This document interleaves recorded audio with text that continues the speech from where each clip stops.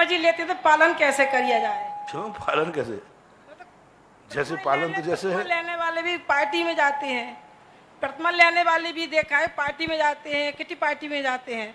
Kitty party में जाना अलग है और वहाँ खान पान करना अलग है। खाना देखा है, खाना खाते ही देखा है, नहीं इसलिए पूछ को नहीं नहीं नहीं, ऐसा कभी हुआ नहीं, होगा भी नहीं। वो अपना खुद का टिफिन ले गए होंगे, वहाँ का नहीं। ऐसा कोई भी है, ऐसा वृत्ति प्रतिमाधारियों को बदनाम मत करो। और ऐसा ना आज तक हुआ है, ना आज तक ऐसा होता है। किट्टी पार्टी में जाने में कोई मनाही नहीं है, क्योंकि सप्तम प्रतिमा के नीचे तक उसके मनोरंजन का त्याग नहीं है। ऋषभदेव के पंचम गुण स्थान था, फिर भी वो नीलांजना का नृत्य देख रहे थे। प्रतिमाधारी यदि पिक्चर देख रहा है तो हम उसको मना नहीं कर सकते। उसकी प्रतिमा नष्ट हो गई सो बात नहीं है, क्योंकि अभी वो प्रतिमाधारी है। प्रतिमाधारी यदि कोई मनोरंजन नाटक देख रहा है या नाटक कर रहा है तो प्रतिमाधारी नहीं है, ऐसा नहीं मानना चाहिए। प्रतिमाधारी यदि किसी के किट्टी पार्टी में चला गया, प्रतिमाधारी यदि किसी बारात में भी चला गया, तो ये मत मानना चाहिए कि प्रतिमाधारी नहीं है। क्योंकि प्रतिमा लेने में मात्र कोई कार्यक्रम उसके छूटे नहीं है, मात्र मर्यादा हुई है, सीमित हुआ है। वहाँ जाएगा, रिश्तेदारी में बारात में है, प्रतिमाधारी है, जाएगा, खाएगा पिएगा नहीं, वहाँ का कैटरसों का बना नहीं खाएगा, अंदर जो 16 का बना है वो खाएगा। अंदर जाकर के वो बारात में सब में बैठेगा, सामायिक का समय हो जाएगा, सामायिक करेगा। अपने बारातियों के साथ में बेटा बिटिया की शादी है, कन्यादान करेगा। क्या बात हो गई? बारात का आगवानी करेगा, बारात के साथ पगड़ी बांध करके जो आपके बनते ना, क्या बनते वो मुखिया वृत्ति बनेगा, पगड़ी बांधेगा, पगड़ी बांधेगा, और बेटा बिटिया की शादी है तो नाचेगा। क्या बात हो गई? हाँ, प्रतिमाधारी है, नाचेगा। हाँ, विनोद ब्रह्मचारी नहीं नाच सकता, ये नाच, क्योंकि इसके ये अलग भेष है। गृहस्थ यदि प्रति है, उसके बेटा बिटिया की शादी है, नाचेगा,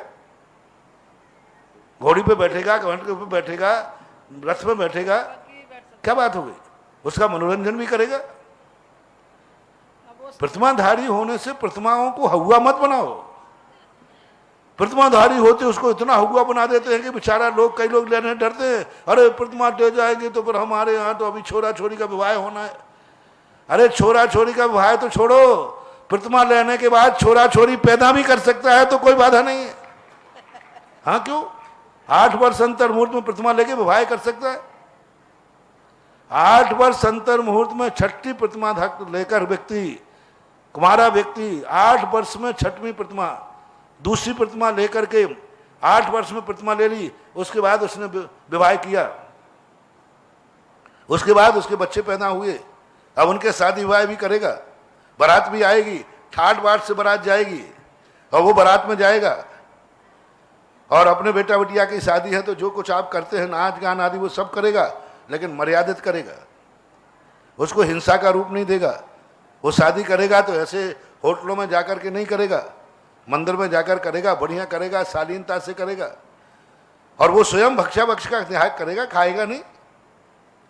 तो ऐसी चीजें हैं। प्रतिमा लेने वाले व्यक्ति के लिए गृहस्थी में कोई बाधा नहीं। महानुभाव, प्रतिमा लेने वालों पर ज्यादा उंगलियां मत उठाओ, नहीं तो प्रतिमाधारी नहीं बनेंगे।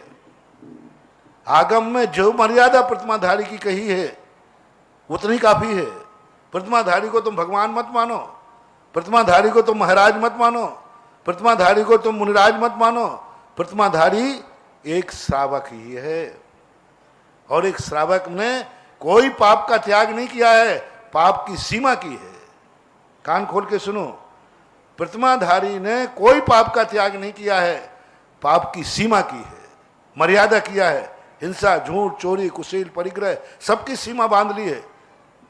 महावृत्ति पाप का त्याग करता है, देशवृत्ति पाप की सीमा बांधता। परिग्रह का त्याग नहीं किया है, परिग्रह को सीमित किया है। ब्रह्मचर्य व्रत नहीं लिया है, उसने अब ब्रह्म को सीमित किया है। उसने चोरी का त्याग नहीं किया है, चोरी को सीमित किया है। उसने झूठ का त्याग नहीं किया है, झूठ को सीमित किया है। उसने हिंसा का त्याग नहीं किया है, उसने हिंसा को सीमित किया है। तो इसलिए ऐसी कोई बात नहीं है, बस मर्यादित रहना चाहिए। उनकी एक शालीनता रहेगी, एक सभ्यता रहेगी।